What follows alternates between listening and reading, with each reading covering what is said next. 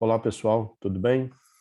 A gente vai então, conforme combinado, conforme orientado, deixar aqui gravado para vocês a aula referente a essa semana que vocês estão tendo um evento acadêmico na faculdade.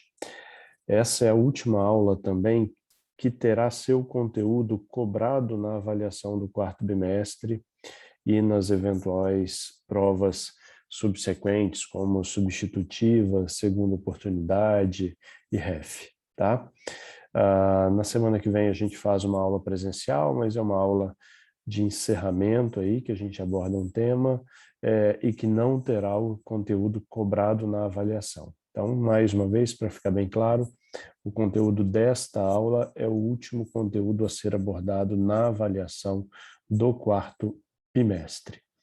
Vou compartilhar aqui a tela para que a gente possa já ir discutindo, tá?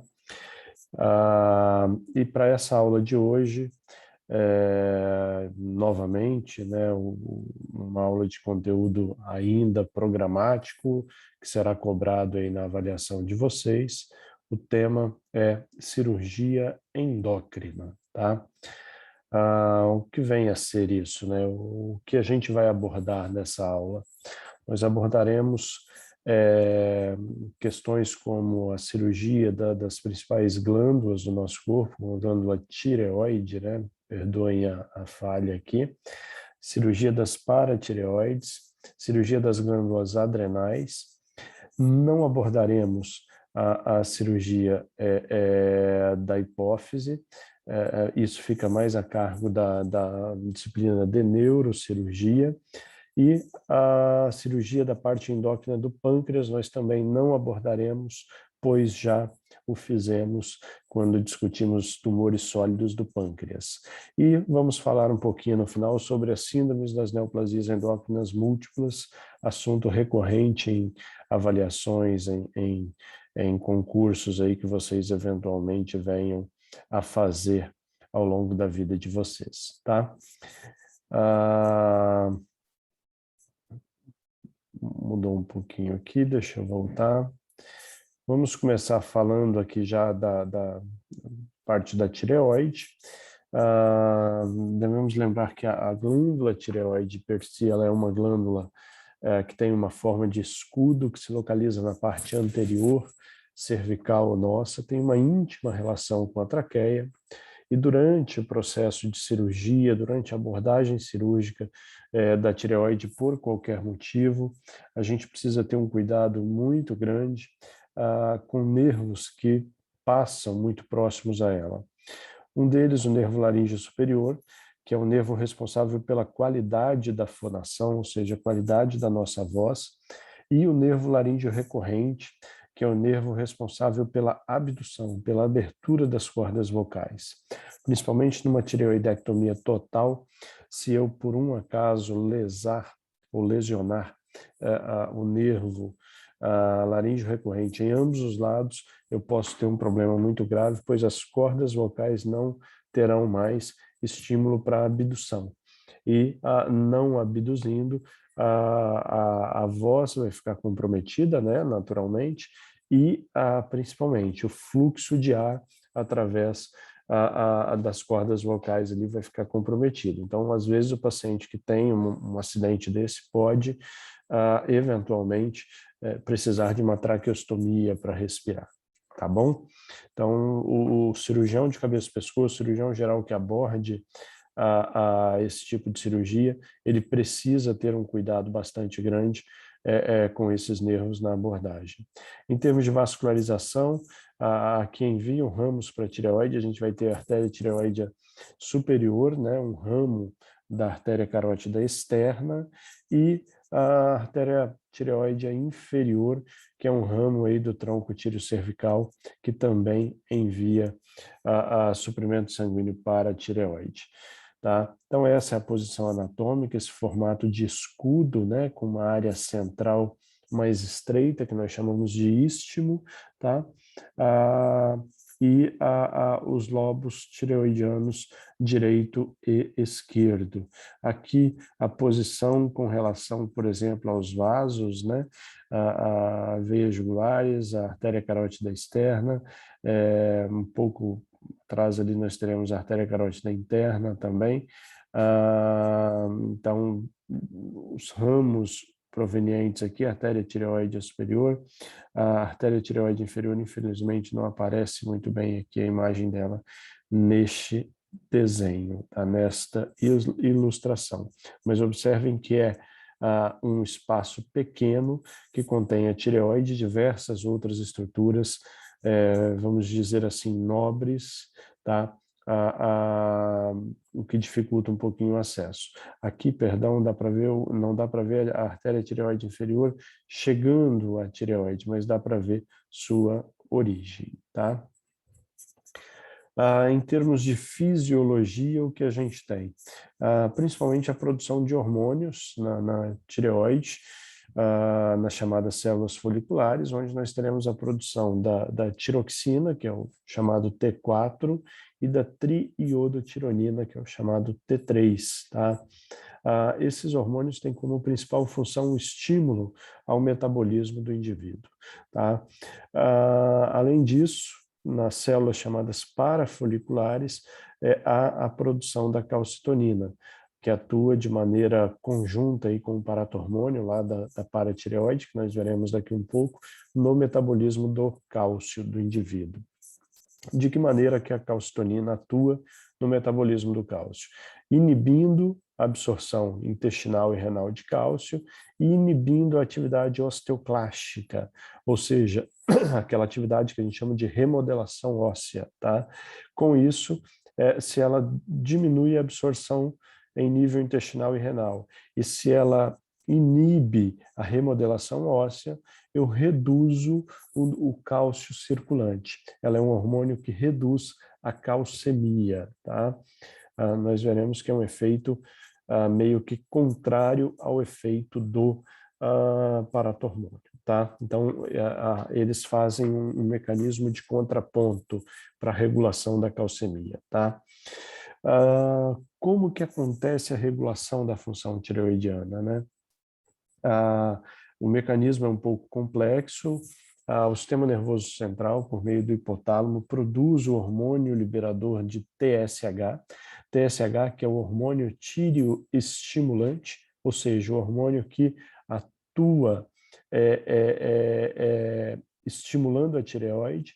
E esse hormônio liberador do TSH faz com que a hipófise seja estimulada a produzir o TSH, que, por sua vez, o hormônio tireoestimulante vai atuar sobre a tireoide, estimulando a produção hormonal de tiroxina e triiodotironina. Essa liberação maior desses hormônios tireoidianos leva, deixa eu mudar um pouquinho aqui, leva a um aumento do metabolismo do indivíduo, tá? Por outro lado, o aumento da tiroxina e da triiodotironina serve de freio, serve de contraponto, vamos dizer assim, para a liberação de hormônio liberador de TSH e do próprio TSH. Então, o aumento da tiroxina e da triiodotironina circulantes leva a uma inibição desse mecanismo que diminui o TSH, que diminui a produção de hormônios. Então, ele é um ciclo, vamos dizer assim, autossustentável, tá? É importante que a gente entenda isso, por quê? Porque a forma mais fiel que eu tenho de medir a função tireoidiana de um indivíduo não é dosando diretamente a tiroxina e a triiodotironina, e sim dosando o TSH. Quando eu começo a ter uma redução no nível circulante de hormônios tireoidianos, o TSH ele é estimulado a ser mais produzido para estimular mais a tireoide, tá? Com isso eu tenho um aumento de TSH. Então, muitas vezes eu tenho a seguinte situação: níveis circulantes normais de hormônios tireoidianos, mas para que esses níveis estejam normais, eu tenho uma produção extremamente aumentada do TSH. Ou seja, eu vou ter uma fase que a gente chama de hipotireoidismo subclínico. Tá? O que significa isso? Que os níveis séricos ainda estão normais, mas eu já tenho sinais de que está havendo um estímulo maior à glândula tireoide para que ela produza a mesma quantidade de hormônio que produzia antes. Então, isso é um hipotireoidismo subclínico. E a gente pode ter o contrário também, hormônios normais, mas o TSH abaixo do normal. Ou seja, eu estou diante de um caso de hipertireoidismo subclínico, eventualmente. Tá? E quando esse mecanismo de compensação já não é mais suficiente, aí sim eu entro no hipo ou no hipertireoidismo de fato, que não é mais subclínico, ou seja, que já apresenta uma repercussão clínica sistêmica. Importante só a gente lembrar que no mecanismo de produção dos hormônios tireoidianos, do T3 e T4, é fundamental a presença do iodo. Tá? No Brasil existe uma legislação, inclusive, que obriga que o sal de cozinha que a gente produz, que a gente consome diariamente, tenha em sua composição a adição de iodo. Você pode olhar lá na embalagem que vem escrito sal iodado, por esse motivo, tá? Porque o sal ele é fundamental para a função tireoidiana. Então, isso é uma maneira barata, fácil, simples de se evitar diversas doenças tireoidianas que poderiam surgir a partir da deficiência do iodo. As principais patologias que nós teremos associados à tireoide, né? O hipotireoidismo, que conforme eu disse, pode ser um hipotireoidismo subclínico ou não, que vem da redução da função tireoidiana. Que situações que isso pode acontecer de maneira idiopática, vamos dizer assim, ou associado a alguns fatores, como, por exemplo, radioterapia para doenças oncológicas na região cervical pode levar a um comprometimento funcional da tireoide. Hipertireoidismo é o contrário. Então, é o aumento da função tireoidiana, como, por exemplo, acontece no bócio tóxico difuso, que a gente chama, que é a doença de Graves. Tireoidites, tá? Que é a inflamação da glândula. A gente pode ter tireoidites agudas, subagudas ou crônicas, que é o exemplo de uma tireoidite crônica, que é a tireoidite de Hashimoto, uma doença de cunho aí, inflamatório autoimune, tá? E a presença de nódulos, que podem ser nódulos funcionantes ou podem ser nódulos não funcionantes. Funcionante é aquele que produz hormônios ali, substâncias ativas na tireoide. E não funcionantes, o que não o fazem, pelo menos não de maneira expressiva. E esses nódulos podem ser benignos ou malignos. Esse é o grande motivo, talvez, da realização de cirurgias na glândula tireoide. Falando dos nódulos um pouquinho, né? Os nódulos benignos geralmente são nódulos múltiplos, que costumam estar associados à disfunção da tireoide, tá? Os nódulos malignos tendem a ser observados em pacientes do sexo masculino, idade não é que sejam mais comuns no sexo masculino, em homens devem chamar mais atenção para a chance de ser maligno, tá? Nos extremos de idade, presença de sintomas locais, como dor, alteração da voz, rouquidão, dispneia, enfim, qualquer fator que remeta a um sintoma local. A história de radioterapia externa na região cervical e presença de linfonodos palpáveis também sempre remetem a uma malignidade aí, se associada ao nódulo de tireoide. Durante o processo investigatório, a anamnese é importante na busca de algum sintoma, algo nesse sentido. O exame físico é bem feito por profissional experiente, com a correta palpação da região cervical, é estática, depois dinâmica, isso é importante. Exames laboratoriais de função tireoidiana, de avaliação de processo inflamatório, especialmente autoimune, tudo isso é bastante relevante durante o exame físico do paciente. E exames complementares, hoje, o ecodoppler, com a utilização de biópsia aspirativa por agulha fina, traz o diagnóstico na grande maioria dos pacientes. Para casos bem específicos, a tomografia, a ressonância vai ajudar bastante também. Quais são os nódulos em que a gente precisa pensar que represente, né, que seja um nódulo maligno? Aquele nódulo que apareceu e está crescendo muito rapidamente, aquele nódulo que não é muito móvel, que está fixo a estruturas adjacentes, nódulo muito endurecido, paciente que apresente sinais de paralisia de cordas vocais, tá? Adenomegalia na região cervical, então linfonodos palpáveis, conforme eu disse, sempre chama atenção. História de radiação também aumenta a chance aí de malignidade. E história familiar de câncer de tireoide ou pacientes que tenham aí um histórico compatível com síndrome de neoplasia endócrina múltipla. Diante de um nódulo, o que a gente vai fazer? Tentar avaliar se ele é um nódulo com características que remetam à malignidade ou não. Primeira coisa é buscar os testes de função da tireoide.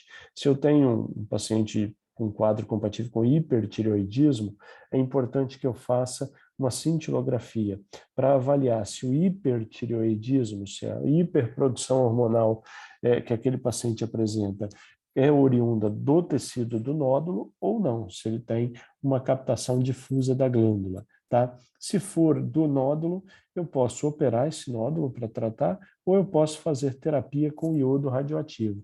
A gente viu que a tireoide capta muito iodo para o metabolismo. Se eu dou um iodo radioativo, esse iodo vai matar as células ali do nódulo, que vão captar principalmente esse iodo, e com isso você tem uma redução do tecido e auxilia ali no controle da doença. Se houver uma captação difusa da glândula, aí é diferente. Eu posso fazer um acompanhamento, é um hipertireoidismo normal, vamos dizer assim, ou eu posso optar por algum tipo de terapia também, a depender do caso. Quando a função tireoidiana está normal, a avaliação do nódulo ela deve ser feita por meio de exame de imagem, a ultrassonografia, por exemplo.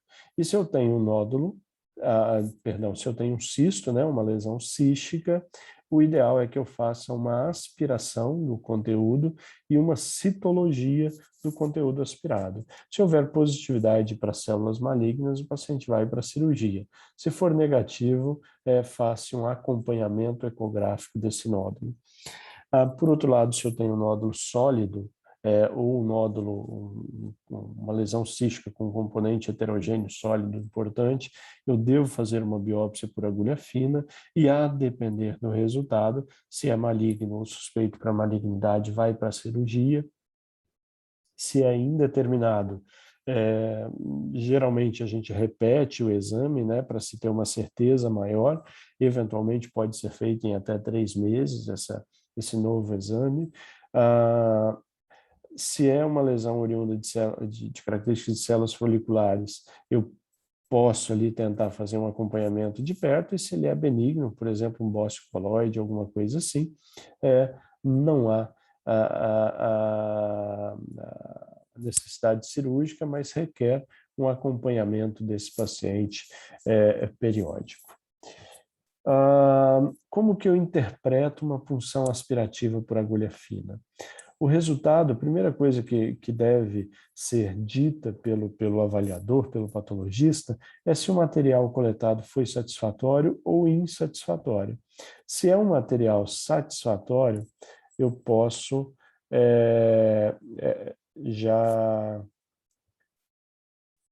eu terei, na verdade, já um diagnóstico. Então, eu terei se é benigno, se é suspeito para malignidade ou se ele é maligno.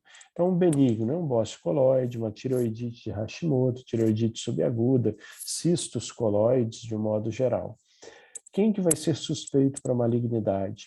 Aqueles, quando se tratar de uma neoplasia folicular, neoplasia das células de Hürtel, por exemplo, que é um tipo específico de neoplasia, e quando eu tenho presença de células atípicas, mas que não fecham o diagnóstico para uma neoplasia ainda. E maligno, por exemplo, no CA papilífero, ele consegue, na punção aspirativa por agulha fina, me dar o diagnóstico preciso. Quando o material for insatisfatório, é porque ele funcionou no local errado, veio muito sangue em vez de células do nódulo propriamente dito, enfim. E aí você precisa repetir o exame. Quando nós falamos de tumores da tireoide, a gente vai falar basicamente de 3 tipos de tumores.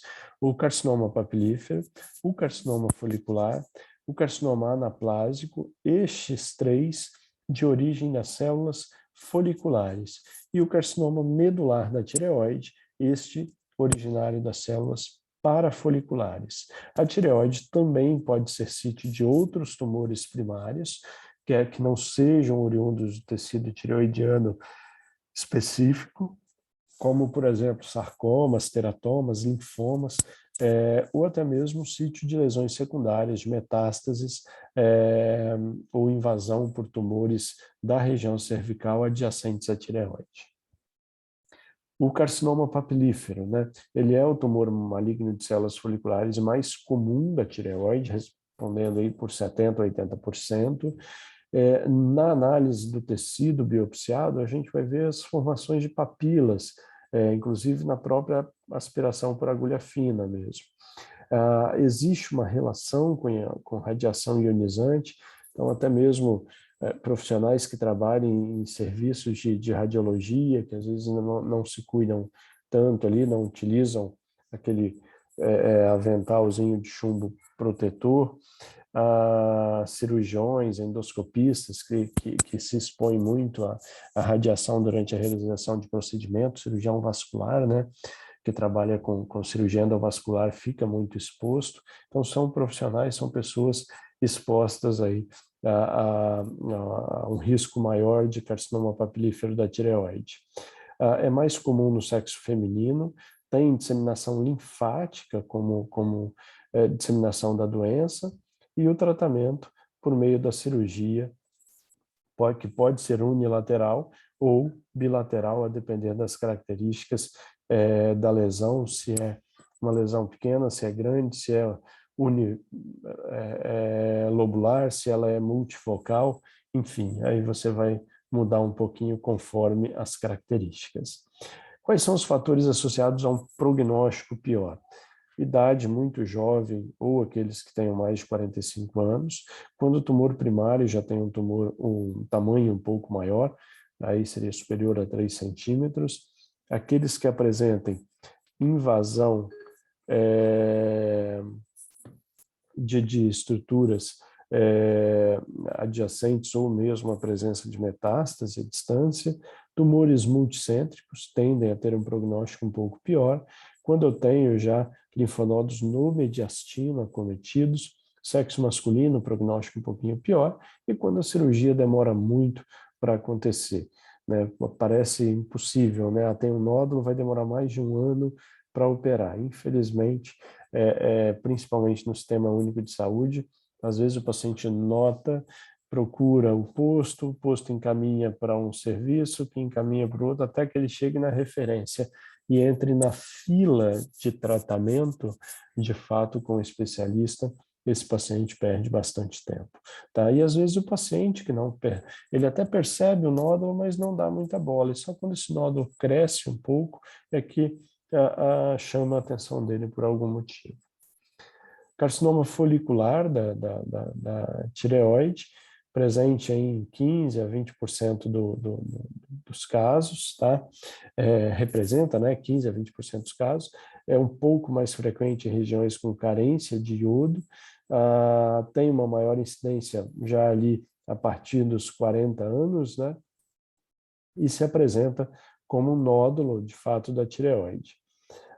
O problema é que, às vezes, o diagnóstico já é feito a partir da identificação de uma metástase da lesão primária, tá? Metástase pulmonar ou para outro órgão. Em até 15 a 20% dos pacientes é isso que acontece. Eles raramente vão dar metástase cervical, pois a disseminação é principalmente hematogênica, e aí dá metástase em pulmão, ossos, fígado e cérebro principalmente, tá? Eles podem ter um padrão de diferenciação muito distinto de um para outro, indo desde lesões muito indolentes até lesões mais agressivas um pouco. Tratamento, tireoidectomia, que pode ser parcial ou total. O carcinoma anaplásico da tireoide é um tumor também de origem das células foliculares, porém, essas células elas são muito indiferenciadas. E em câncer, toda vez que a gente fala que algo é muito indiferenciado, a gente está dizendo que é muito agressivo, tá? São geralmente tumores que têm um comportamento bastante agressivo. Prognóstico, infelizmente, é péssimo, é uma doença rapidamente letal, né? Que pode ter o prognóstico um pouco menos pior nas lesões menores, tá? Sem invasão de tecidos adjacentes, nada disso. E, quando possível, o tratamento é por meio de cirurgia com complementação quimioterápica. Infelizmente, são pacientes que sofrem bastante, que eventualmente podem ter um óbito aí oriundo de sufocação, né, de compressão de vias aéreas com dificuldade de respiração por massa tumoral mesmo. É um tumor bastante agressivo, infelizmente. Carcinoma medular da tireoide, né? Então aqui a gente muda um pouquinho o foco, todos os tipos anteriores, o papilífero, o folicular e o anaplásico eram oriundos de células foliculares, né? E aqui a gente vai ter tumores oriundos de células parafoliculares da tireoide, também conhecidas como células C, que são as células produtoras de calcitonina. Representa aí 2 a 4% das neoplasias malignas da tireoide. A maioria acontece de maneira isolada, mas até 30% acontece como parte das chamadas neoplasias endócrinas múltiplas, tá? E aí a gente vai ter associado ao carcinoma medular da tireoide 2 tipos de neoplasia endócrina múltipla, ou a neoplasia endócrina múltipla tipo 2A, ou a 2B, também conhecido como 3. A gente vai ver um pouquinho para frente, né? Mas o que é a neoplasia endócrina múltipla 2A? É aquela que, além do carcinoma medular da tireoide, o paciente tende a apresentar feocromostoma na adrenal e adenoma de paratireoide. O que vem a ser a síndrome 2B? É aquela em que, além do carcinoma medular da tireoide, o paciente apresenta feocromostoma, tende a apresentar, né? E neuromas mucosos ou ganglioneuromas, tá? Esse tumor, ele secreta calcitonina e outras substâncias ativas biologicamente. Isso faz com que a gente tenha um bom marcador tumoral, né? Vamos dizer assim. Se eu doso a calcitonina, eu tenho uma noção se tem tecido tumoral residual, por exemplo, após a cirurgia ou não, tá? E o curso clínico é muito parecido com o carcinoma folicular da tireoide. De forma que o tratamento mínimo hoje é uma tireoidectomia total com linfadenectomia associada, tá? A gente percebe que, infelizmente, eles são o carcinoma medular da tireoide, ele tem, mesmo as lesões menores, já tem aí uma chance de dar metástase razoável, tá? Então é uma situação que exige um tratamento precoce e com linfadenectomia associada. Hoje, então, a cirurgia da tireoide, a tireoidectomia, ela está indicada em que situações? Basicamente, na presença de nódulos de etiologia incerta, indeterminada, nos nódulos sabidamente malignos, naqueles nódulos benignos hiperfuncionantes, né, e que não haja uma possibilidade de outra terapêutica, como, por exemplo, através do iodo radioativo, tá? No hipertireoidismo primário, em situações bem específicas, eventualmente na doença de Graves, por exemplo, ali, que é uma produção difusa importante de iodo. Durante a cirurgia, né, a gente vai fazer o acesso à cervicotomia, a abertura do platisma na região cervical, a dissecção ali muscular, a divulsão, né, isolando o lobo ou toda a tireoide. Tem que se ter bastante cuidado com os vasinhos nessa região, é importante que se faça a ligadura dos vasos para evitar um sangramento horas depois, e um passo fundamental é a identificação dos nervos laríngeo superior e recorrente, especialmente do nervo laríngeo recorrente, tá? E, se possível, identificar as glândulas paratireoides também, para que você não remova essas glândulas de maneira incidental. Liberado um lobo, a gente segue para a liberação do outro lado, se for o caso, ou faz a secção do istmo da glândula, se for uma tireoidectomia parcial. A traqueia vai ficar exposta, né, nessa região, uma vez que a tireoide tem um íntimo contato com ela.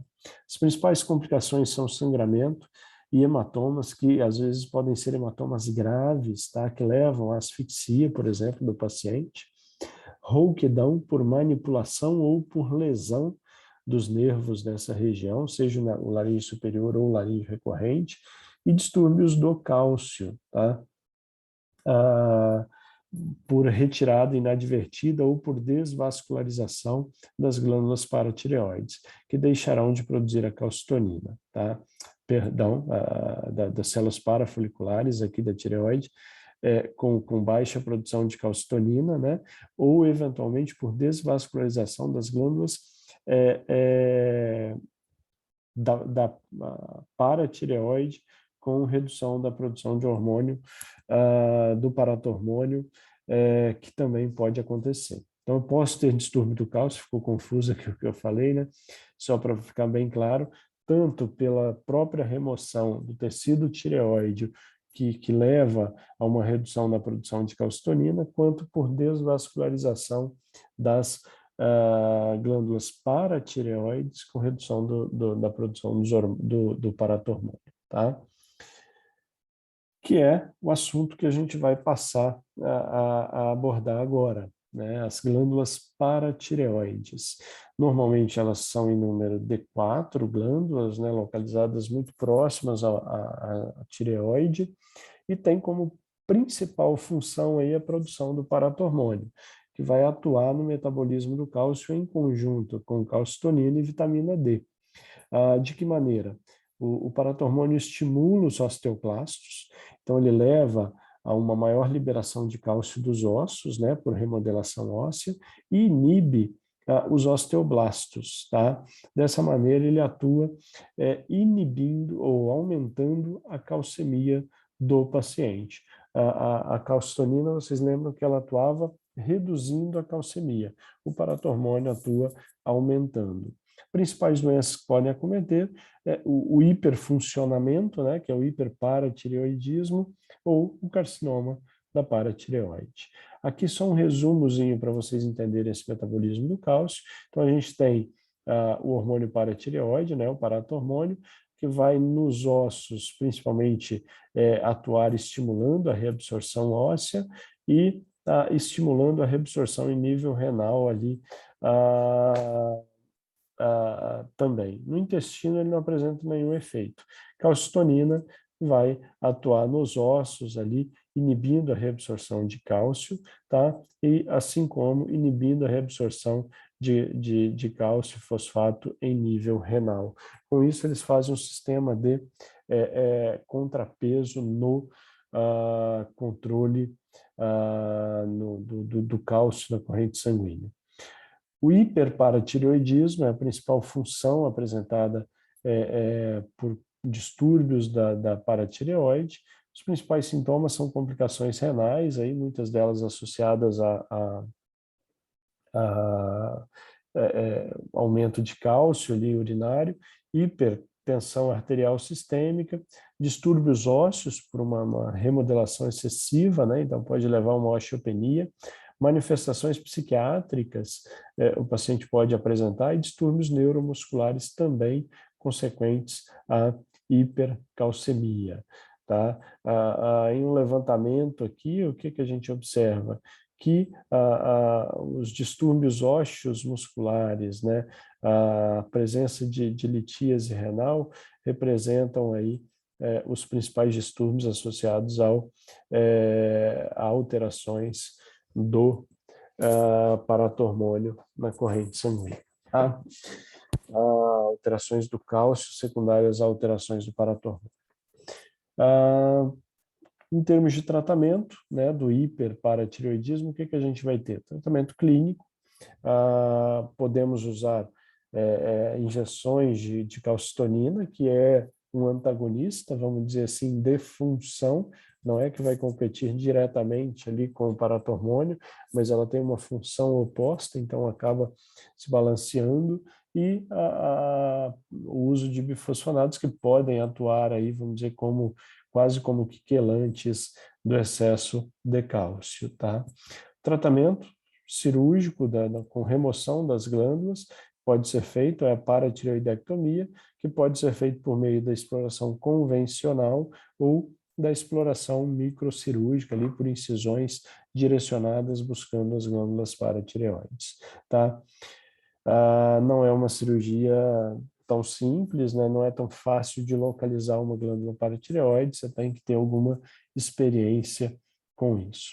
O carcinoma de paratireoide é um tumor bastante raro, difícil de ser diagnosticado, que requer uma exploração cirúrgica radical, né, com remoção do tecido adjacente, linfadenectomia, mas o prognóstico, infelizmente, a longo prazo não é bom, e uma hipercalcemia descontrolada chama atenção para casos de recorrência por produção excessiva de paratormônio, tá? Mudando um pouquinho novamente, né, vamos para uma outra glândula, outros tipos de doenças, que a gente vai para a glândula adrenal ou suprarrenal, tá? Geralmente são duas glândulas localizadas sobre os rins, tá? Uma de cada lado, que tem um peso aproximado aí de 4 gramas. E elas apresentam tecidos diferentes, um tecido cortical, que é oriundo do exoderma embrionário, e um tecido medular, que é originário do sistema nervoso autônomo, né? Então, de origem distinta, tecido distinto que produz substâncias distintas, tá? Na região cortical, nós teremos 3 áreas diferentes de tecido, a mais externa ali é a área glomerulosa, que produz minerais corticoides, como por exemplo a aldosterona, uma zona chamada de fasciculada, que vai produzir principalmente os glicocorticoides, como o cortisol, por exemplo, e uma zona reticulada, que vai produzir os esteroides sexuais, como a testosterona. E a gente tem na área medular, né, que, conforme eu disse, é originário de um tecido embrionário distinto, que vai produzir neuromediadores, em especial aí a adrenalina. Então, apesar de ser uma glândula pequena, ela é uma glândula de fisiologia bastante complexa e de possibilidade de doenças muito distintas por acometimento de diferentes tipos de lesões. Quando a gente fala de neoplasia da adrenal, apesar de não ser o mais comum, o feocromostoma, sem dúvida nenhuma, é o tumor mais famoso. Tá? Ele é um tumor das glândulas adrenais derivados da região da medula, tá? Não da região cortical. E atua secretando eventualmente catecolaminas. São bastante raros, 2 a 8 casos para cada 1 milhão de pessoas, né? Podem ter características esporádicas ou familiares, né? E no dia a dia nós vamos chamar o feocromostoma do tumor dos 10%.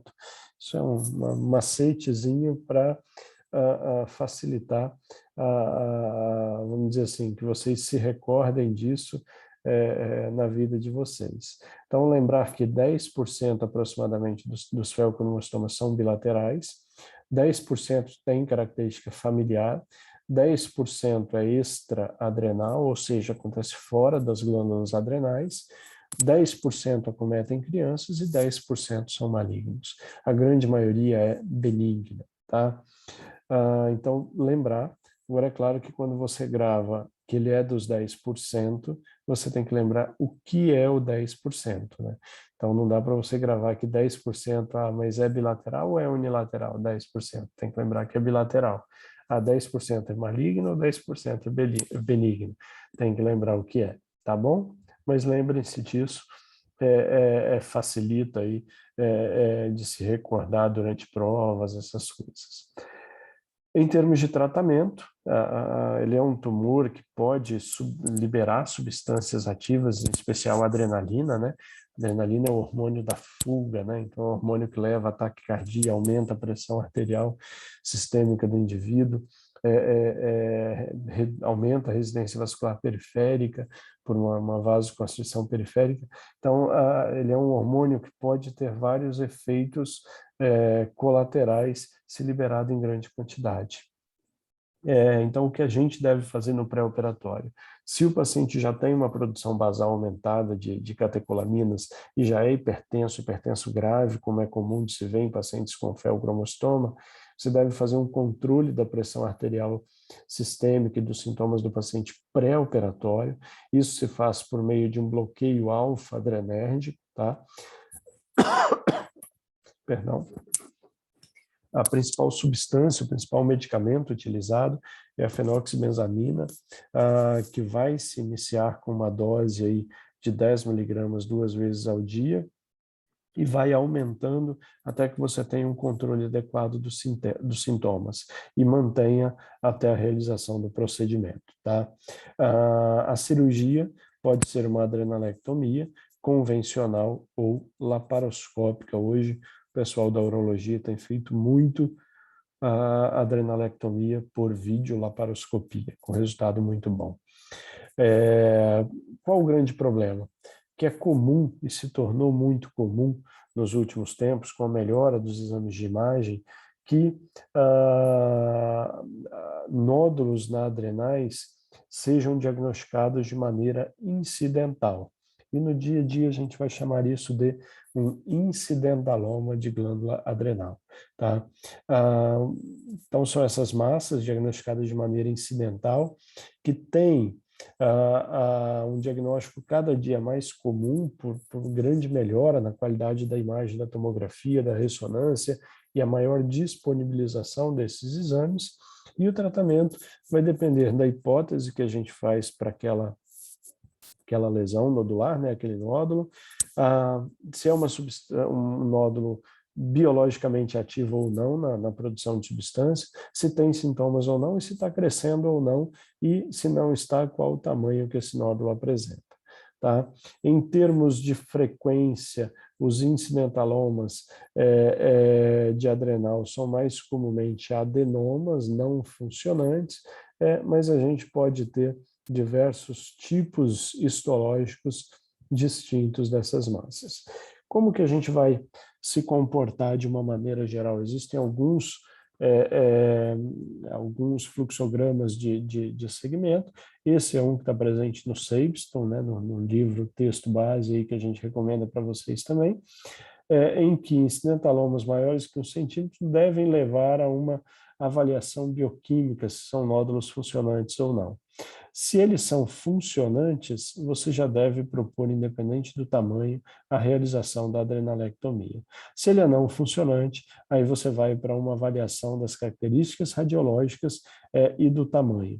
Se ele é grande, o que seria grande para o nódulo de adrenal? Maior do que 4 a 5 centímetros de diâmetro. Esse nódulo deve ser ressecado pelo risco maior de malignidade. Se ele tem um aspecto benigno, é bem delimitado, homogêneo, não tem área de necrose, é menor do que 4 centímetros, você pode seguir acompanhando esse paciente com exames periódicos aí para ver se ele está crescendo. Se estiver crescendo ou se tornar um nódulo hiperfuncionante, adrenalectomia. Se não, você segue acompanhando esse paciente, não há necessidade de operar. Por outro lado, se você tem suspeita de uma metástase para adrenal, e alguns tumores podem dar metástase para adrenal, como por exemplo melanoma pode dar, alguns outros tipos também, metástase de carcinoma de mama para adrenal também pode ser visto, tá? Aí você precisa ver se ele é um candidato cirúrgico ou não. É metástase única? É lesão única lá na adrenal? Provavelmente a ressecção vai trazer benefício. Não é? Não, tem metástase pulmonar, tem metástase em outros órgãos também. Então, esse paciente provavelmente não será um candidato a tratamento cirúrgico, ok?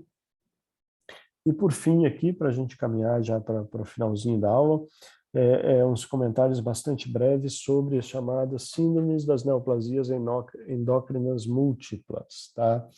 O que vem a ser? Como o nome está dizendo, é um quadro sindrômico, né?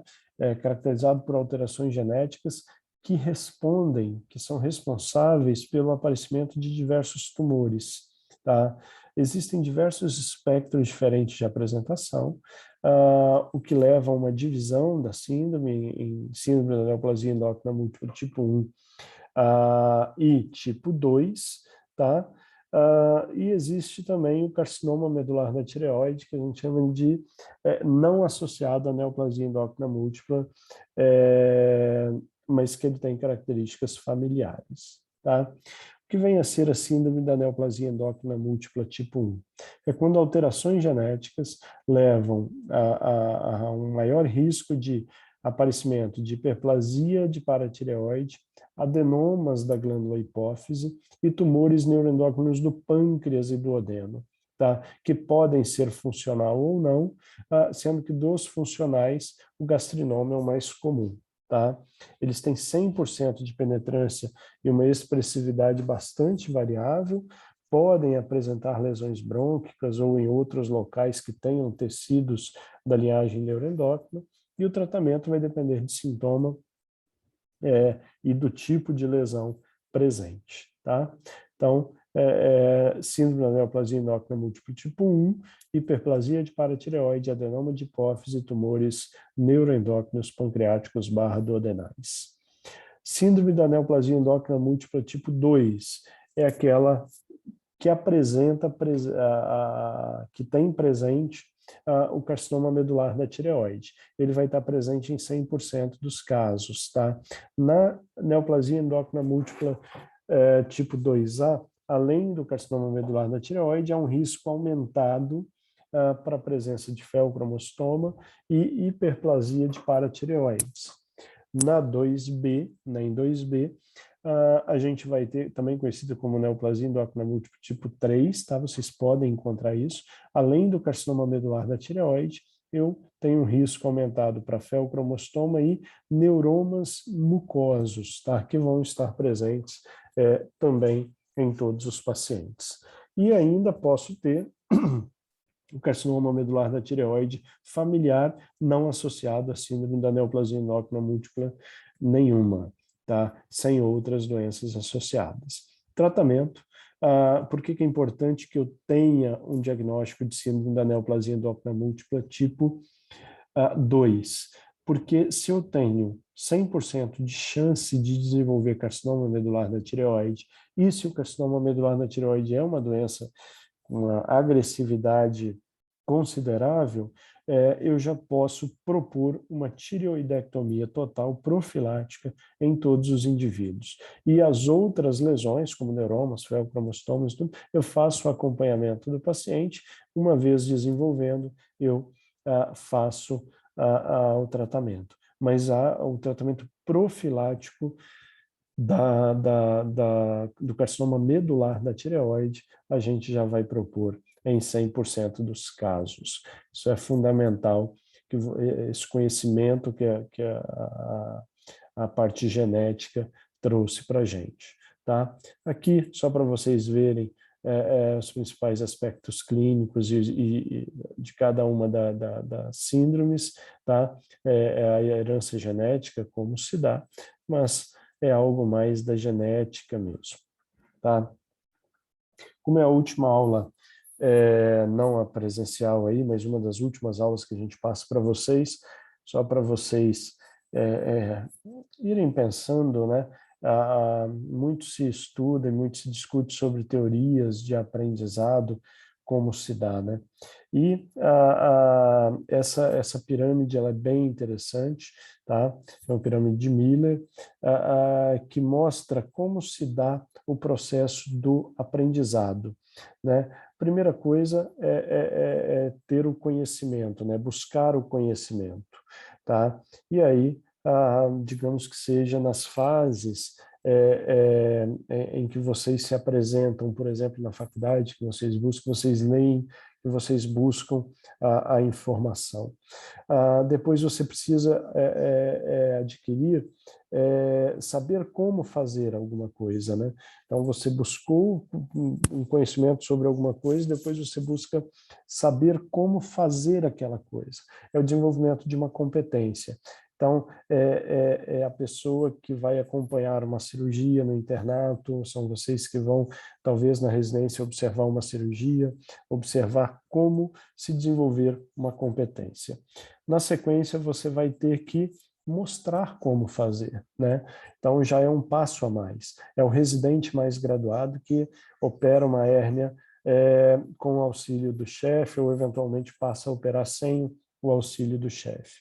E aí ele está formado e ele vai ter uma ação, ele vai fazer algo. É um médico especialista atuando de maneira plena. Tá? A pirâmide de Miller original ela terminava aqui, você mostrando, tendo uma ação, fazendo, desenvolvendo uma especialidade. O que é que alguns especialistas propõem? Né?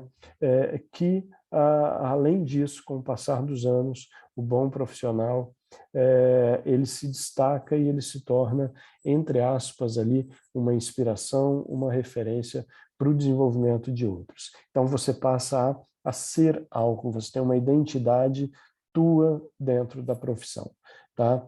Então lembrem-se disso, o caminho para se chegar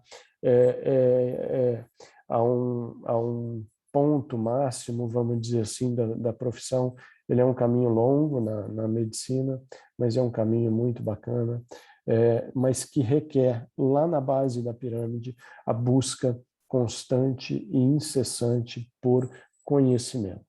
Tá? Não há como ser um médico competente que trate com responsabilidade seus pacientes sem que você faça um sacrifício, sem que você despenda de tempo para estudo, para muitas horas de estudo árduo e, digo tranquilamente para vocês, com o passar dos anos, a necessidade de estudo, o compromisso de estudo, ele vai aumentando, tá? Então, não tem jeito, a gente acha que a faculdade é puxada pelo ritmo que as coisas apresentam e tudo, mas na profissão depois você vai ter que trabalhar e continuar estudando constantemente, tá?